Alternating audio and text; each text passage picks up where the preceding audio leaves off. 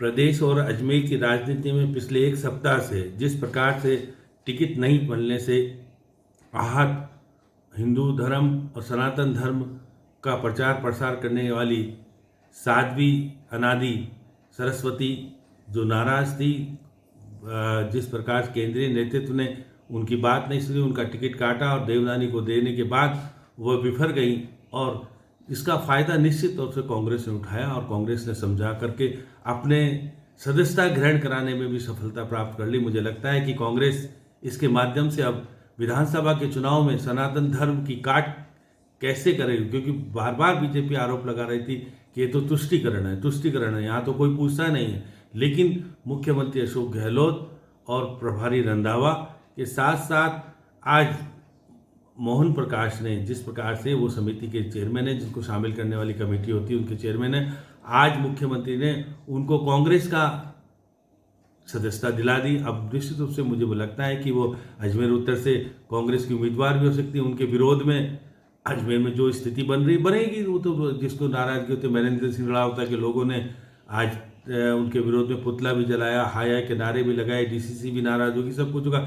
लेकिन केंद्रीय नेतृत्व का फैसला है, केंद्रीय नेतृत्व का फैसला हमेशा नीचे के लोगों को मानना पड़ता है। अब देखिए, सचिन पायलट तो चूक गए, सचिन पायलट बात नहीं कर पाए होंगे, लेकिन ये निर्णय अब राहुल गांधी तक जाएगा, राष्ट्रीय अध्यक्ष खड़गे साहब तक जाएगा और सोनिया गांधी तक। मुझे लगता है कि इनको अजमेर उत्तर का प्रत्याशी कांग्रेस का बनाया जाएगा और उसका फायदा मुख्यमंत्री और कांग्रेस लेना चाहेगी। और विधानसभा के चुनाव में जिस प्रकार से 40 सीटें जो मुस्लिम बाहुल्य क्षेत्र हैं, जहां पर जैसे योगी आदित्यनाथ कहें या हेमंत बिस्वा कहें या नितिन कुमारी जी हैं, वो सब के सब स्टार प्रचारक के रूप में आएंगे।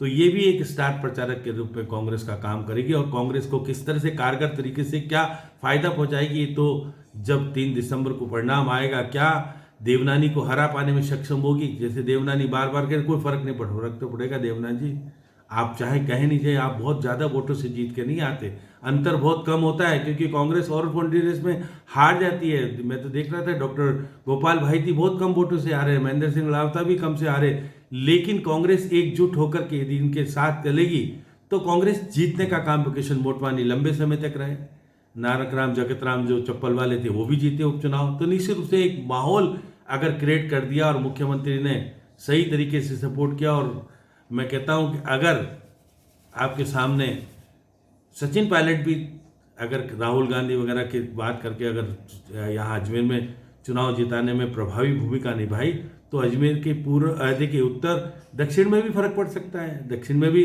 नई व्यक्ति को उतारा है। अभी देखिएगा, दोनों महिलाएं, पहली बार है कि राजस्थान में अजमेर में 2 महिलाएं चुनाव एक साथ लड़ रही हैं और दोनों ही देखिएगा वहाँ से कांग्रेस की तो उत्तर से हो जाएंगे अभी, तो बाद जो उतारा जाएगा। और अजमेर अगर वहाँ की दक्षिण की बात करें तो मैं कह सकता हूँ कि वहाँ अनीता बघेल है। अनीता बघेल भी महिला होने के नाते लगातार जीतती आ रही हैं। अब निश्चित रूप से खेल नया है।